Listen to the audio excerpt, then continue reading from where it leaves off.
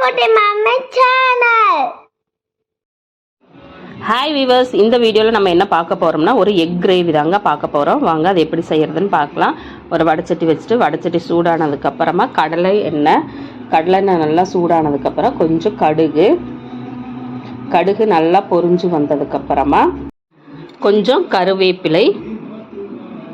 கருவேப்பிலை நல்லா வெடித்து வந்ததுக்கப்புறமா சின்ன வெங்காயம் நறுக்கி வச்ச சின்ன வெங்காயம் போட்டுக்கலாம். அது கூடயே முழு பல்லு பூண்டு போட்டிருக்கேன், இஞ்சி நான் போடலைங்க. போட்டு நல்லா வதக்கி விட்டுக்கலாம். கோல்டன் ப்ரௌன் கலர் வர வரைக்கும் நல்லா வதக்கி விட்டுக்கலாம். இது ஒரு செமி கிரேவி மாதிரி வரும். இது ஒயிட் ரைஸ்க்கு, சப்பாத்திக்கு, தோசைக்கெல்லாம் ரொம்பவே நல்லா இருக்குங்க. நீங்களும் ட்ரை பண்ணி பாருங்கள், உங்களுக்கும் ரொம்பவே பிடிக்கும். இப்போ பாருங்கள், சின்ன வெங்காயத்தோட கலர் நல்லா சேஞ்ச் ஆகிட்டு வருது.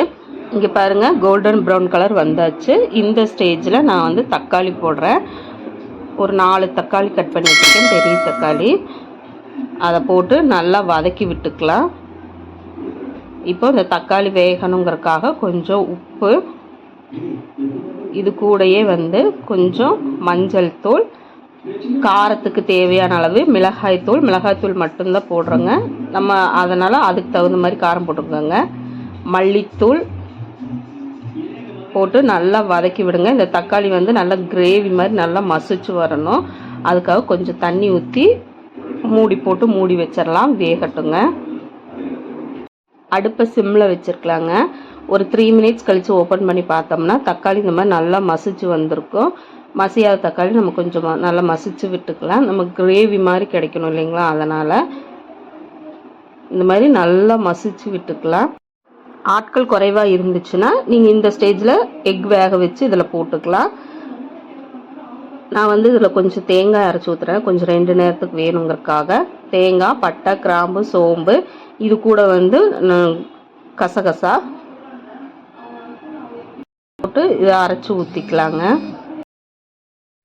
கொஞ்சம் தண்ணி ஊற்றி நல்லாவே அரைச்சிக்கலாம், பேஸ்ட் மாதிரி. இங்கே பாருங்கள், தக்காளி நல்லா மசிச்சு வந்துருச்சு. உங்களுக்கு இந்த அளவுக்கு கிரேவி போதும்னு நினச்சிங்கன்னா எக்கு வேக வச்சு உரித்து இதில் போட்டுக்கலாம். எனக்கு இன்னும் கொஞ்சம் கிரேவி வேணுங்கிறதுக்காக நான் தேங்காய் அரைச்சி ஊற்றிருக்கேங்க. நல்லா தேங்காய் நல்லா பேஸ்ட் மாதிரி அரைச்சி ஊற்றிக்கலாம். நம்ம அந்த கசகசா போடுறதுனால கொஞ்சம் நமக்கு கெட்டி பதம் கிடைக்கும். நம்ம இதில் வேறு எதுவுமே அரைக்கல இல்லைங்களா, வெங்காயம், தக்காளி எல்லாம். தேங்காயும் அந்த கசகசா நமக்கு கிரேவி கொடுக்குற பொருளே அந்த 2 தாங்க. இப்போ கொஞ்சம் தண்ணி மட்டும் ஊற்றி வைங்க, ரொம்ப தண்ணி ஊற்ற வேண்டாம், சலசலன்னு தண்ணி ஊற்ற வேண்டாம். இந்த ஸ்டேஜில் உப்பு காரம் பார்த்துக்கோங்க. எனக்கு கொஞ்சம் காரம் கம்மியாக இருக்கிறனால நான் கொஞ்சம் காரம் போட்டிருக்கேன். இது கூட கொஞ்சம் சிக்கன் மசாலா போட்டுக்கலாம்.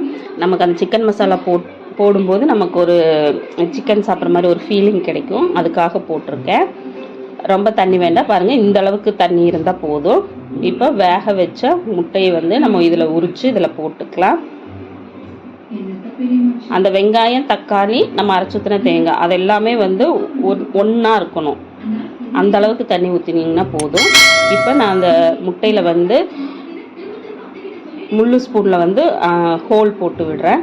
ஹோல் போட்டு உள்ள குழம்புக்குள்ளே போட்டுடலாம். அப்போ தான் அந்த முட்டைக்குள்ளே நம்ம அந்த உப்பு, காரம், அந்த மசாலாவெல்லாம் இறங்குங்க. அதுக்காக பொதுவாக வேக வச்ச முட்டை நம்ம உடம்புக்கு ரொம்ப நல்லதுங்க.